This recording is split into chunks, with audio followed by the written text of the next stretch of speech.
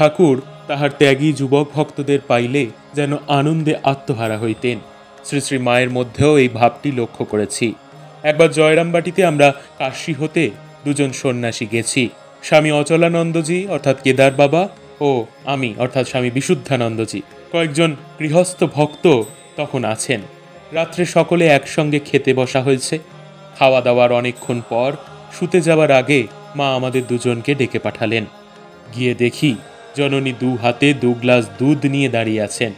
বললেন, খাও। এত পর্যাপ্ত দুধ ছিল না যাহাতে সকলকে দেওয়া যায়। বললেন, বাবা, ওরা গৃহস্থ ভক্তগণ, ওরা তো বাড়িতেই কত খেতে পায়, তোমাদের তো আর কে খাওয়াবে বলো।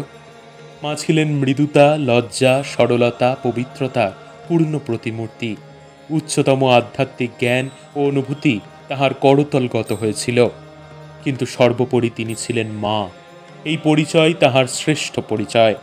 শ্রী শ্রী মা সম্পর্কে বিভিন্ন সময় বিশুদ্ধানন্দজির নানা উক্তি ও আচরণ এই প্রসঙ্গে স্মরণ ও ধ্যানযোগ্য। ঠাকুরার মা কি আলাদা? টাকার এ পিঠ ও পিঠ। কেউ কেউ জিজ্ঞাসা করে, আমাদের ঠাকুর বড় না মা বড়? আমি বলি, নিজে একটু ভেবে দেখো না। এই তোমাদের ঠাকুর আমাদের মাকে পুজো করলেন, আর মা কত সহজভাবে তার পুজো গ্রহণ করলেন। তাহলেই বুঝে নাও, রাম অবতারে আর কৃষ্ণ অবতারে শক্তির যথার্থ মর্যাদা হয়নি, বরং অবমাননা হয়েছিল বলতে হবে।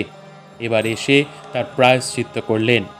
স্বশক্তিকে পুজো করে শক্তিকে সর্বোচ্চ সম্মানের আসনে বসালেন। আর কোথাও এরকম দেখতে পারো?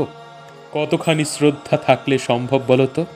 এ যুগে মাতৃভাব এ বড় শুদ্ধ ভাব।